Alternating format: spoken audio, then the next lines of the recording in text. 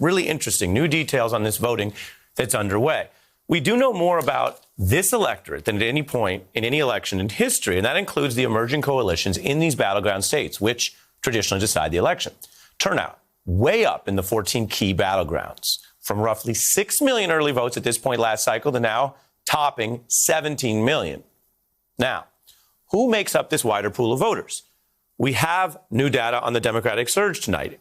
And what it does, what we're about to show you, will fact check some of Donald Trump's false claims. So, you know, the votes are coming in and they're very much inclined to be with us. I don't know if you see, early voting. Because our people like to go out and vote, right? They like to vote. They like to vote. And it's incredible what's happening. So the early votes are coming in a lot of areas, and they're starting to get a little bit nervous on the other side.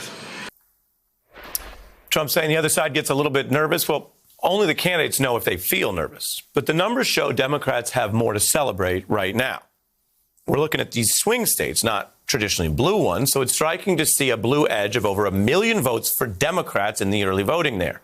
Now, that shows Democrats banking a lead. But what if those are just traditional Democratic voters coming out earlier because of the pandemic?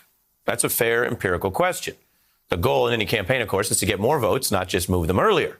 And that's where another key piece of data comes in, showing Democrats turning out more new voters, people who didn't vote in 2016, taking this edge here of about 400,000 votes so far. Joining me right now is Tom Bonier. He runs TargetSmart, a political data company, which has partnered with NBC to bring each of the data sets we just showed you and many more. And Mark Thompson back with us, host of the Make It Plain podcast. Good to see you both. Good to see you too. Thank you. Tom, I think by now anyone who follows politics understands there's a surge of turnout, and a lot of folks have a broad idea of why that may be good for Biden. Walk us through specifically these deeper numbers you have on who the new voters are and what that means. It's really remarkable what we're seeing in this surge in turnout, because it's really across the board sort of traditional Democratic constituents.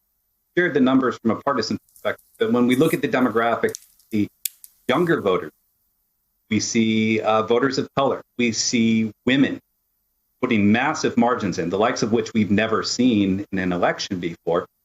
The interesting part of this is the other side of the equation is we're actually seeing seniors surging in key states like Florida and Arizona, and the data that we've seen in terms of who those seniors are actually more likely to be Democrats.